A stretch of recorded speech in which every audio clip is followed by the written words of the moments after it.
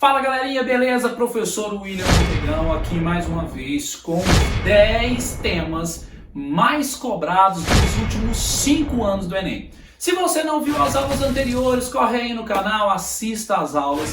Aproveita, se inscreva no canal e se gostar, deixa o seu like aí pra nós, beleza? Vamos parar de enrolação, bora pra aula? Toca a vinheta!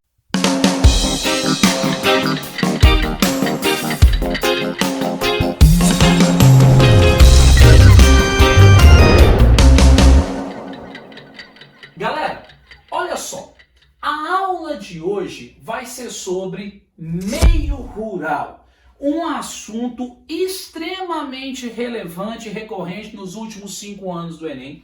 Você que está aí pesquisando, está vindo atrás aí de provas anteriores, já deve ter se deparado com esse tema. Mas é muito importante a gente fazer uma relação aqui, né, com esse processo histórico. Então, quando nós pensamos lá, o homem caçador-coletor, né, lá a revolução do Neolítico, a revolução agrícola, quando esses indivíduos começam a desenvolver técnicas de agricultura e de domesticação de animais, iniciando assim o seu processo de sedentarização, ou seja, fixação de território.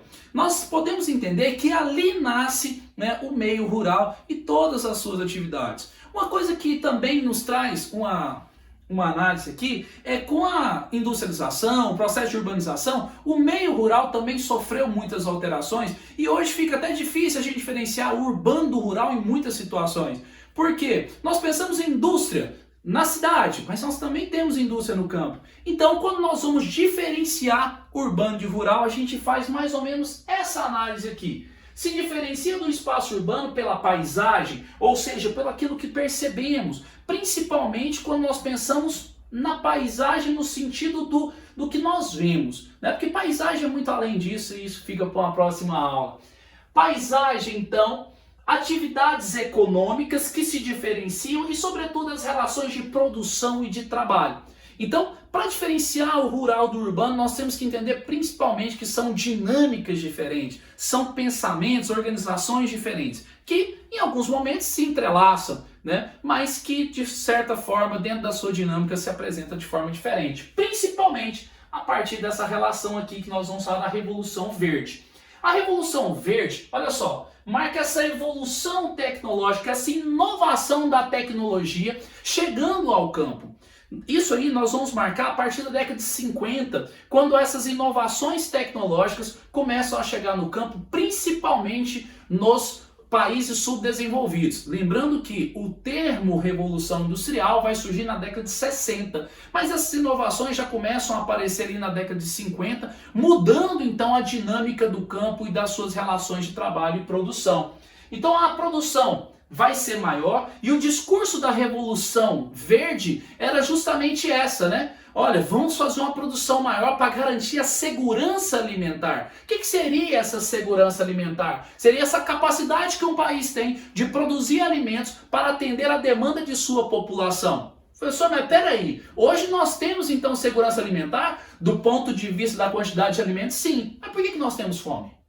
Como assim? Né? Então Josué de Castro, no livro Geografia da Fome, ele fala assim, ó, o mundo é dividido em 2 grupos, os que não comem e os que não dormem, com medo da revolução dos que não comem. Logo, nós podemos perceber que a questão da fome está na má distribuição de renda, sobretudo na concentração de renda.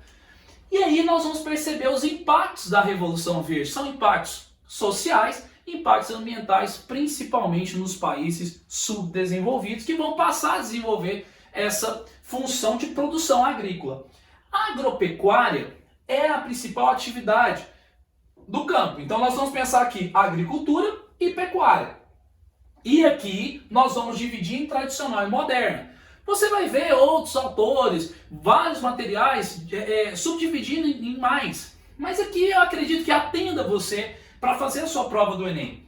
Tradicional, pouca tecnologia, policultura, subsistência. Professor, mas espera aí, eu já li alguns artigos que falam da atividade tradicional, agricultura familiar, fiquei um pouco confuso. A modernização vem chegando, principalmente, né, quando nós pensamos com a expansão da fronteira agrícola. Mas o que mais marca a tradicional é que a tecnologia ela chega, mas ela chega menos. Porque o grande capital aplicado está aqui na Moderna, ligado ao agronegócio, que vai atender principalmente a demanda externa, máquinas e tecnologias e elevada produção. E uma grande diferença é que aqui a produção é voltada para o externo, né, para o mercado externo, principalmente as monoculturas. Professor, então existe uma modernização chegando, tomando essas atividades tradicionais? Existe, principalmente para a expansão do capital externo, capital internacional. Professor, mas você está fazendo muita crítica, né?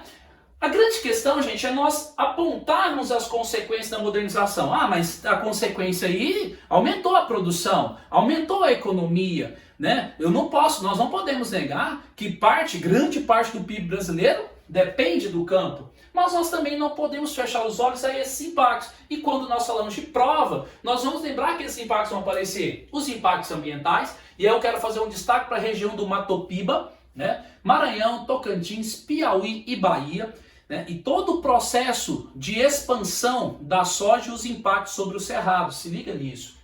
Concentração de terras e os conflitos fundiários. Mas peraí, professor, a concentração de terra no Brasil é um processo histórico que vem desde lá da colonização, sim, mas com a modernização essa concentração passa a ser maior e os conflitos passam a ser maiores, né? Principalmente na região norte do Brasil, conflitos extremamente violentos que vale a pena vocês darem uma olhada.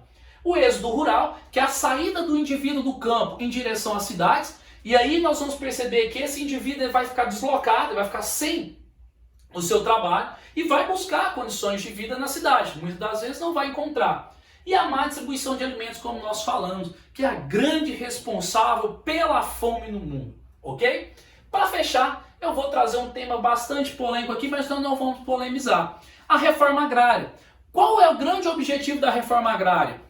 Seria desapropriar as terras que estão improdutivas, né? Terras que têm um potencial de produção, estão improdutivas, estão paradas e destiná-las a fim de reforma agrária, ou seja, para que ela cumpra a sua função social. Esse é o grande objetivo dos movimentos sociais pela terra, esse é o grande objetivo desses grupos que lutam pela distribuição de terra, porque tem muita gente sem terra, né? Que precisa para as suas atividades econômicas, para garantir a sua sobrevivência, e isso é bom para o país, porque o grande objetivo da terra, a grande função da terra é cumprir a produção, é atender à economia e atender a sua população com os alimentos, beleza? Se você gostou dessa aula, deixa o seu like aí, não esqueça de baixar o material, estudar muito e fazer esse ano o seu último Enem, beleza? Até semana que vem, galera, fica com Deus, tchau!